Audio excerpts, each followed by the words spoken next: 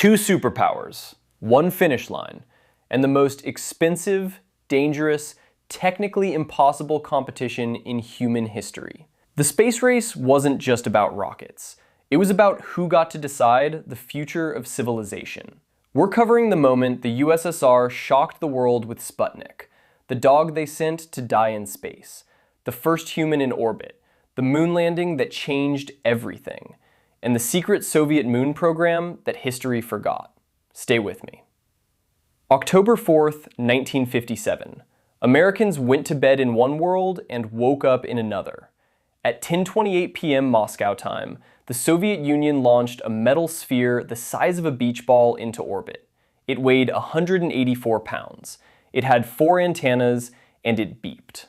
That beep, broadcast on radio frequencies anyone could tune into, was the sound of America's worst nightmare becoming real. Sputnik proved the Soviets had a rocket powerful enough to reach orbit, which meant they had a rocket powerful enough to carry a nuclear warhead anywhere on Earth. The psychological impact was instant and devastating. If they could put a satellite in space, they could hit New York. Congress went into emergency session. NASA was created within a year. The US poured billions into science education overnight. One beeping metal ball reshaped American society, politics, and education in a matter of weeks. Sputnik didn't just win a battle. It rewrote what was possible and terrified the most powerful nation on Earth into action. 1 month after Sputnik, the Soviets launched again, this time with a passenger, and they knew she wasn't coming back. Laika was a stray dog found on the streets of Moscow.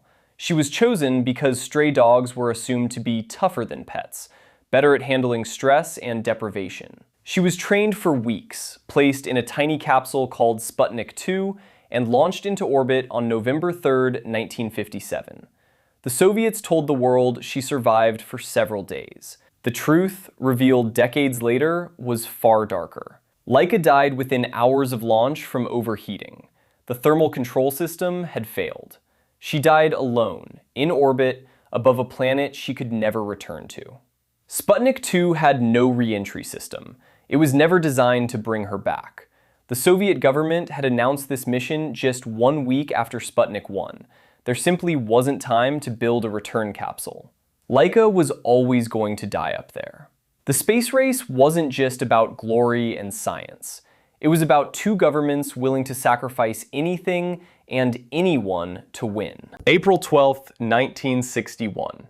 A 27-year-old Soviet Air Force pilot climbed into a capsule the size of a car, sat on top of a rocket with a 40% failure rate, and said, "Let's go." Yuri Gagarin's call sign was Keter, Cedar. His mission, Vostok 1, lasted 108 minutes. He orbited the Earth once, reached a maximum altitude of 203 miles, and became the first human being in history to see the planet from space. What the Soviets didn't publicize, Gagarin had almost no control over the spacecraft. It was almost entirely automated. He had a sealed envelope with a 3-digit code that would unlock manual controls, in case ground control lost contact and he needed to prove he was conscious and sane enough to fly. He landed by ejecting from the capsule at 23,000 feet and parachuting down separately, because the capsule's landing was too rough for a human.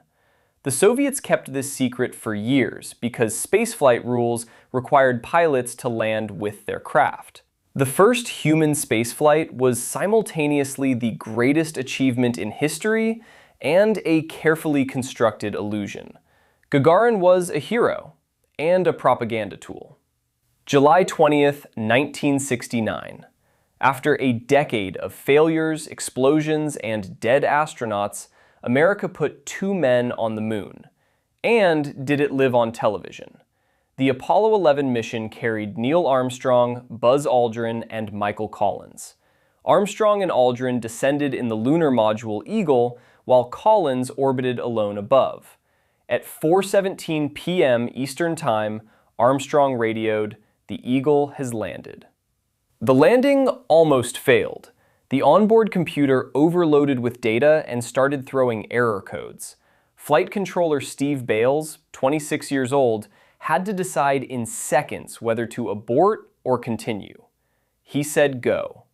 Armstrong then manually piloted the lander past a crater field with 30 seconds of fuel remaining. 600 million people watched Armstrong step onto the surface. The US had won the space race. The moon landing wasn't just a triumph of technology, it was a triumph of nerve, of 26-year-olds making split-second decisions that determined the fate of history. While America celebrated winning the space race, the Soviets were denying they ever tried to reach the moon. That was a lie. The Soviet N-1 rocket used 30 engines in its first stage. It exploded on all 4 of its test launches. The second test launch in 1969 created one of the largest non-nuclear explosions in history, destroying the entire launch pad. The Soviet moon program was plagued by the death of its chief rocket designer, Sergei Korolev, in 1966. When he died on the operating table during routine surgery, the program never recovered. For decades, the USSR denied the moon program existed. The truth only came out after the Soviet Union collapsed in 1991. They had cosmonaut suits, they had a lunar lander, they had a moon rover. They were closer than anyone knew, and they lost anyway. The space race had a loser, and the loser spent 20 years pretending the race never happened. That's how total the defeat was. 2 superpowers, 12 years, a beach ball in orbit, a dog who died alone. The first man in space, 2 men on the moon, and a secret program buried for decades. The space race wasn't just about space. It was about which vision of humanity would survive. And it was decided by engineers, pilots, and 26-year-olds making impossible decisions under impossible pressure. If you want more stories like this, click the card above for our breakdown of ancient Egypt's darkest secrets, animated in Lego. See you there.